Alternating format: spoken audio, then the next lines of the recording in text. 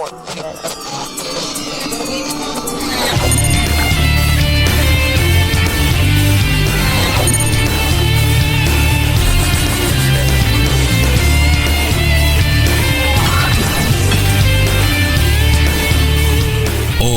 puede ser.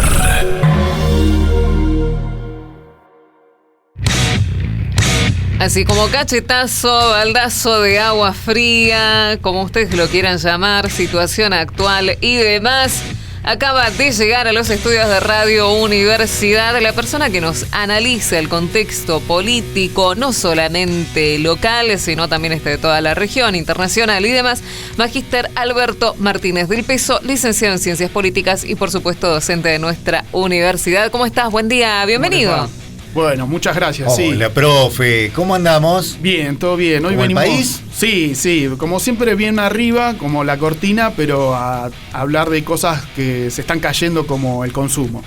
Así que de lo que vamos a hablar un poco es de lo que se dice ahora el metro cuadrado. ¿Tu metro cuadrado? Sí. Es las facturas de la luz, los precios del supermercado, bueno, todo eso que se llama el día a día, lo que Elita de Lázaro decía hay que caminar. Camine, claro, señora. Eso, de eso vamos a hablar. Ya hemos hablado de que el gobierno está perdiendo cierto ritmo político, ¿no? Que siempre su tono disruptivo, siempre su iniciativa, siempre ese tono que le imprime el presidente en la figura oficial y que tanto ruido hace en esta nueva lógica de la comunicación política como si fueran redes sociales, el baiteo. Bueno, ahora vamos a ver la otra cara de la moneda, y es que la economía está mostrando signos preocupantes. El fin de semana salió un número de la Cámara de Comercio de La Rioja, y que lo avaló acá la Secretaría de Turismo, de una caída del turismo del 40%. Bueno, La Rioja está entre las 4 provincias que han tenido una caída muy abrupta de consumo durante la época turística. Sí. Me enteré de que el intendente de Villa Gesell se fue hasta la Casa Rosada con una nota para pedirle ponga feriados para lograr fines de semana largos, con lo cual esta caída del consumo está pegando fuerte en lo primero, que es el esparcimiento, en el tiempo libre, en el ocio. En el ocio, claramente, en lo que podríamos decir vulgarmente en turistear, ¿no? O sea, en hacerse una escapadita de fin de semana, mientras tanto que por el otro lado el turismo emisivo, el que es a Brasil o a otros países, al extranjero, está creciendo, pero obviamente que uno cuando se va afuera genera empleo afuera, y cuando no hay turismo interior no se generan puestos de trabajo justamente en el interior, con lo cual ese 40% de la caída en el turismo básicamente es sintomático de estos tiempos que se están viviendo, en donde no se registra una alta desocupación porque se está dando el fenómeno del pluriempleo, ¿no? Eso creo que básicamente es lo que vino mitigando la que vendría a ser la caída de la ocupación, ¿no? Y es porque las personas tienen básicamente más de un trabajo, ¿no? De hecho, hemos discutido acá que los profesores universitarios están siendo profesores universitarios y otra cosa más. Hay quien ya directamente hasta ha dejado la carrera universitaria y se ha puesto a manejar un Uber.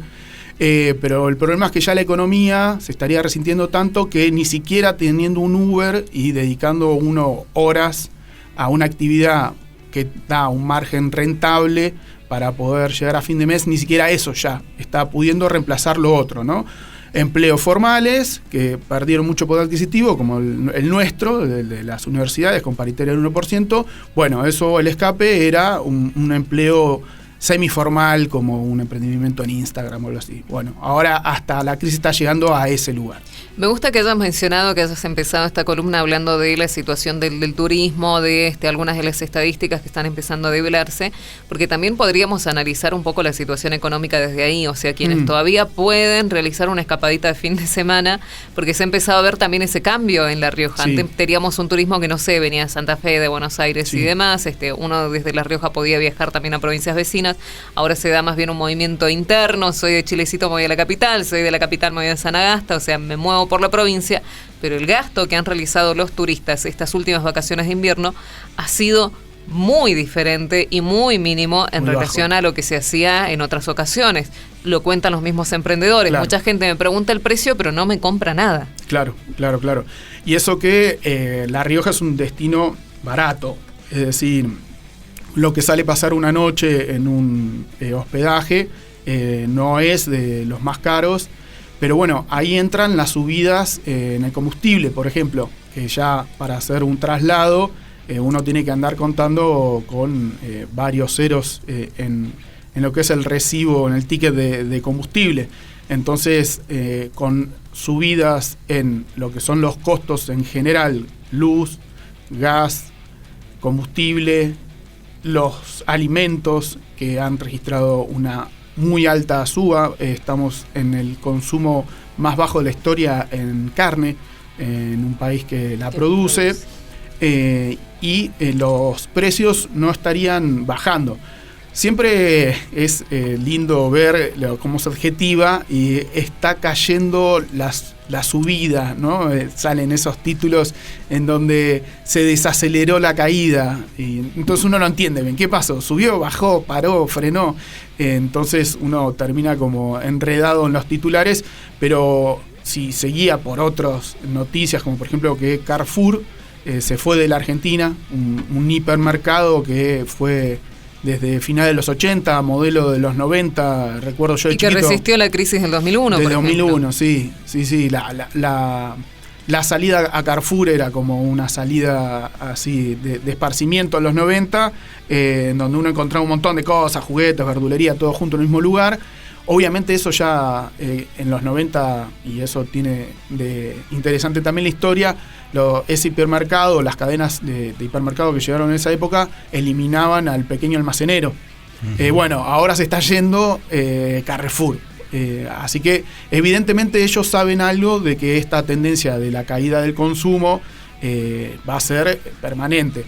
Se supone y hablando de eso, ya que tocaste hipermercados o aquellos que son los constructores de precios, habían pedido una suba de precios en alimentos. De hecho, ahora que inició el mes, por lo menos del 3 o del 9% en algunos productos básicos, y eso todavía hasta estaría 12%. En discusión por parte del gobierno. Habían pedido hasta el 12 y el gobierno les decía, bueno, pero hasta el 9 o hasta el 3 te lo puedo llegar a aceptar. Claro. Sí, la verdad que es interesante esas discusiones por los porcentajes que se están manejando, ¿no?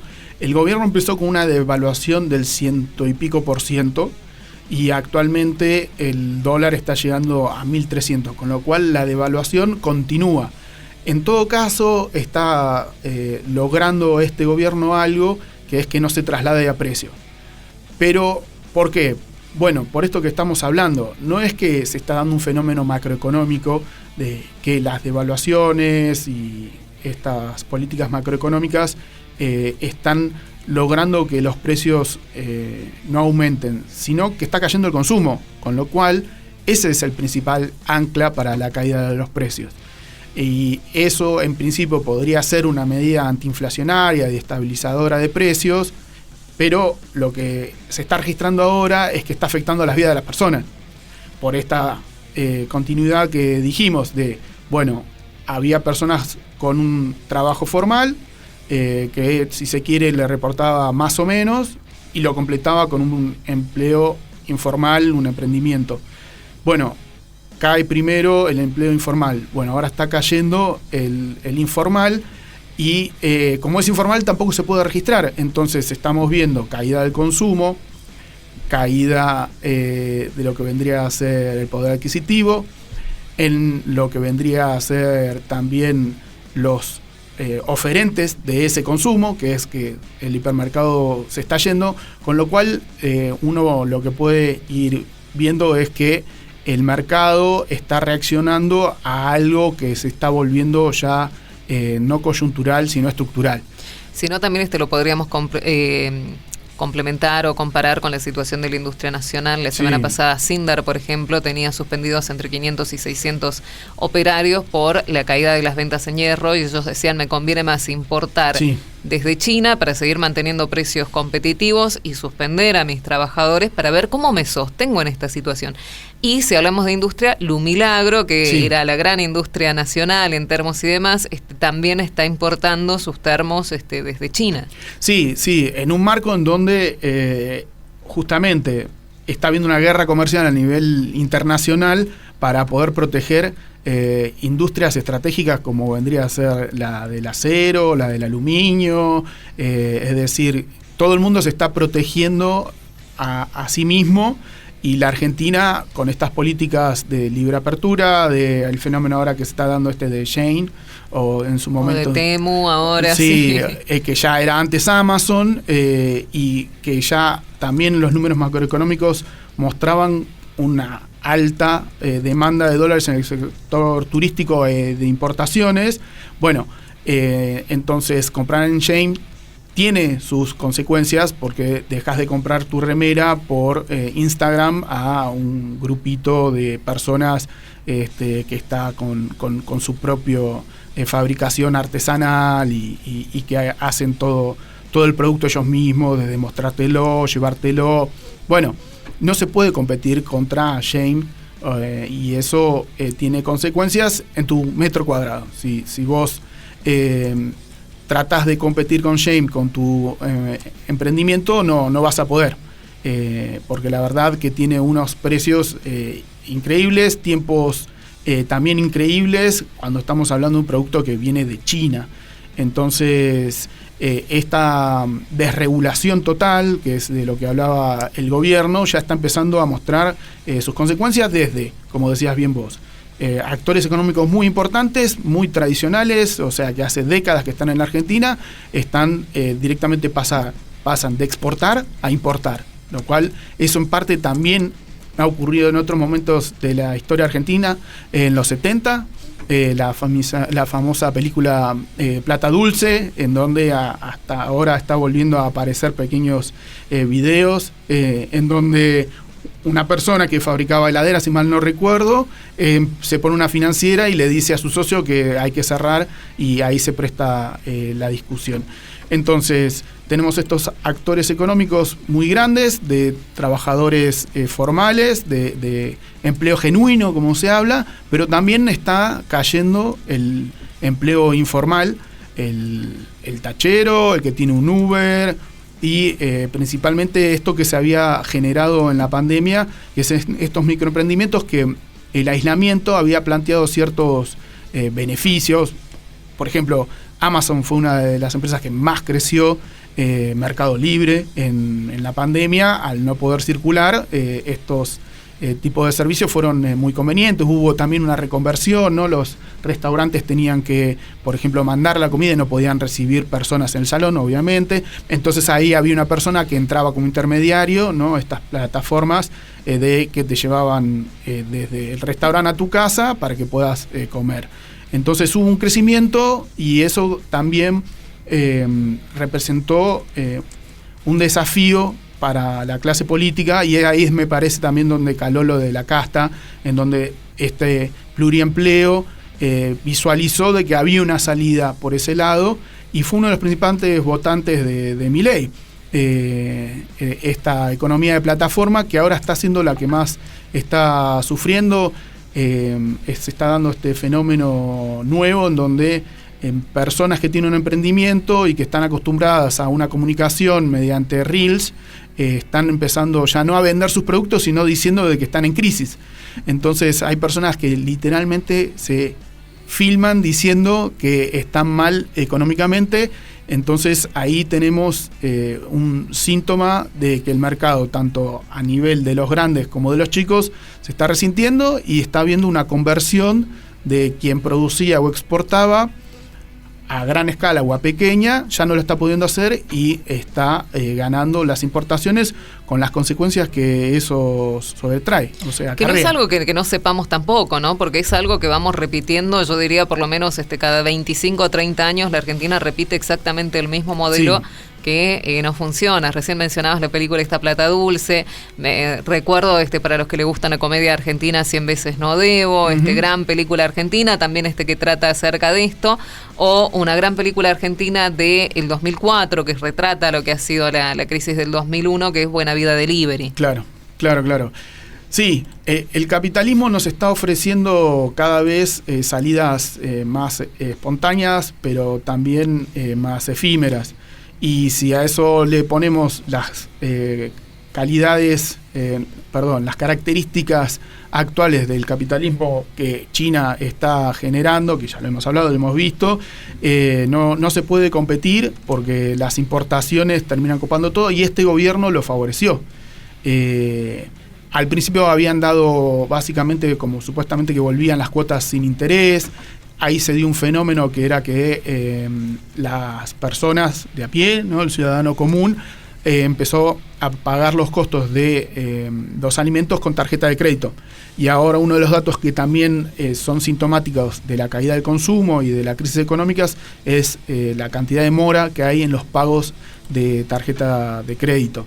Entonces, bueno, que se hablaba, por ejemplo, de que el poder adquisitivo de una persona de clase media está destinando al menos el 20% de sus ingresos al pago de deudas con tarjetas de crédito. Claro. Y todo esto parecía que se estaba ocultando porque siempre hay salidas, ¿no? El presidente declaró la otra vez que si las personas no estarían llegando a fin de mes, estaría abriendo cadáveres por la calle. Claro, que lo hizo en el evento de Fundación Faro, que dirige Agustín Lasso. Sí. Obviamente lo que desconoce es justamente estas características que uno puede hacer. Empezar un pluriempleo, un empleo formal, financiarse con la tarjeta de crédito, con un familiar, pagar en cuotas, el aguinaldo, si se tiene. Entonces, obviamente hay un montón de estrategias de supervivencia, pero ya lo que se está mostrando es que están llegando al límite, tanto para los grandes como para los chicos. Obviamente los capitales transnacionales Carrefour se van a dedicar a otra cosa, están tratando de vender la sucursal y supuestamente es una reconversión, obviamente está atravesado por muchos intereses eso, pero si uno ve el panorama general, que Carrefour se quiera ir, es evidentemente lo tiene que relacionar con la caída del consumo. Pero principalmente a todo ese sector que se había favorecido de la pandemia y que había logrado, si se quiere, hasta ingresos interesantes.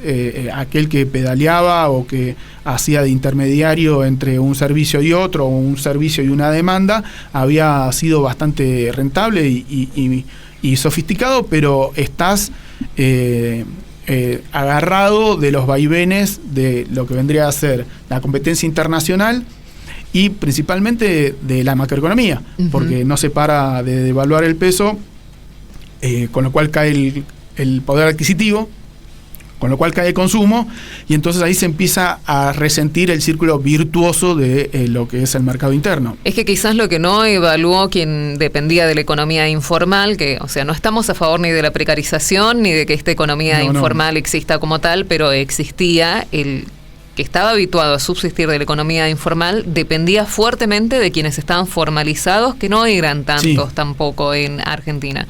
Si el formalizado empieza a tener resentido su ingreso, como en el caso de nosotros, que tenemos un 1% de paritaria, es muy difícil que consumas algo en el mercado informal, o vas a consumir mucho menos, y es también lo que ha empezado a notarse. Sí, ha empezado a notarse, y eso de lo que habla es que a futuro la desigualdad va a aumentar, porque así mientras tanto que hay un sector que temporalmente está pudiendo comprar en Shein o algo de irse al exterior, si estas caídas abruptas de la economía siguen sosteniéndose, va a aumentar la pobreza, va a aumentar lo que vendría a ser la caída del consumo, del poder adquisitivo, mientras tanto que un sector sí se beneficia de estas desregulaciones, de esta posibilidad de comprar en el exterior, de viajar al exterior. Entonces ahí se conecta, si se quiere, con algo que hemos hablado que es una estrategia política, al fin de cuentas.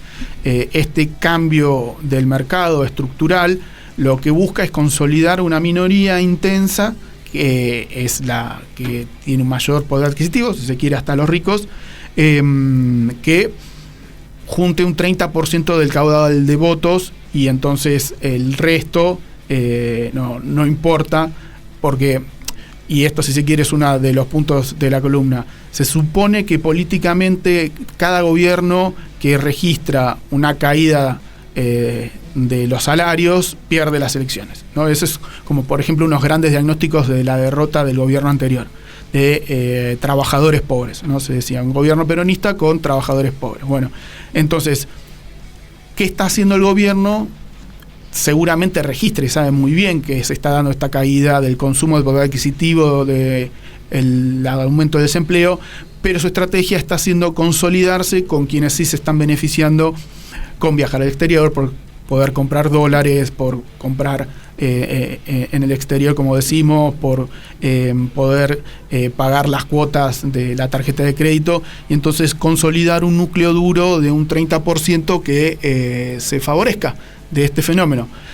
Ahora, el problema es que qué economía de mercado interno aguanta con este diagnóstico. Bueno, volvemos a la historia, a lo que hablábamos antes, y es que esto ya lo hemos vivido antes de un país para pocos, como se dice, y la economía no termina funcionando y por algún lado termina entrando la crisis. Ya la crisis actual está dándose, como hablábamos de los testimonios de los emprendedores, pero está en un momento en donde hay como desconcierto. Hay que ver si esto continúa, este mercado, que es lo que termina pasando, pero pareciera ser que el gobierno sí la ve, como ellos mismos dicen, y lo están fogoneando para poder ganar estas elecciones de medio término con un porcentaje bajo. Según un informe del JP Morgan, para ir cerrando, ya hasta tipificaron cómo sería la derrota o el triunfo del gobierno para estas elecciones de medio término, en donde establece que por debajo de un 30% es una derrota, por arriba sería como un insuficiente, y por arriba del 45% sería un triunfo absoluto. Lo dice un informe de JP Morgan, que es el mismo que hizo el informe de que ya empezaba a haber ruido político. Por lo tanto, el gobierno tiene que buscar ganar con más del 30% para mostrar solidez política, y de no hacerlo va a estar en problemas, porque el FMI también le estaba solicitando, como hablamos en la columna pasada, de mantener el rumbo político, el rumbo económico. Entonces hay grandes expectativas para estas elecciones de medio término en un panorama, como venimos hablando, en donde es muy baja la participación, pero la apuesta del gobierno es sacar un 35, un 40 y con eso calmar el mercado y poder asegurarse su solvencia política. Pero bueno, en estas condiciones del metro cuadrado que estamos describiendo se está haciendo muy difícil, así que por un 10% la Argentina puede entrar en un panorama u otro. Y eso es lo que estaremos seguramente analizando la semana que viene. También me gustaría hablar la semana que viene cómo se ha desarrollado el tema del veto presidencial, sí, cómo se están conformando cada uno de los ejes. Vamos a dejar que esta noticia corra un poquito más para ver cómo se van armando los bloques políticos, porque esto va a dar muchísimo de qué hablar. Hoy a la 1 estaba convocada una marcha, una asamblea en Plaza Principal en contra del veto de jubilados. A las 11 de la mañana ir a la marcha en Buenos Aires, así que bueno, estaremos viendo las repercusiones de esto en un análisis seguramente la semana que viene. Dale, perfecto. Profe, un placer escucharlo siempre. ¿Será hasta el próximo martes? Hasta el próximo martes. A ver con qué nos sorprende. Sí, a ver cómo decanta la realidad, tal cual. A ver con qué nos sorprende, por Dios. Bueno, Alberto Martínez del Peso, nuestro analista político de cabecera, nuestro columnista, traía así justamente este espacio para pensar, para reflexionar y para ver si eso nos permite barajar o jugar con lo que nos toca. Hoy puede ser.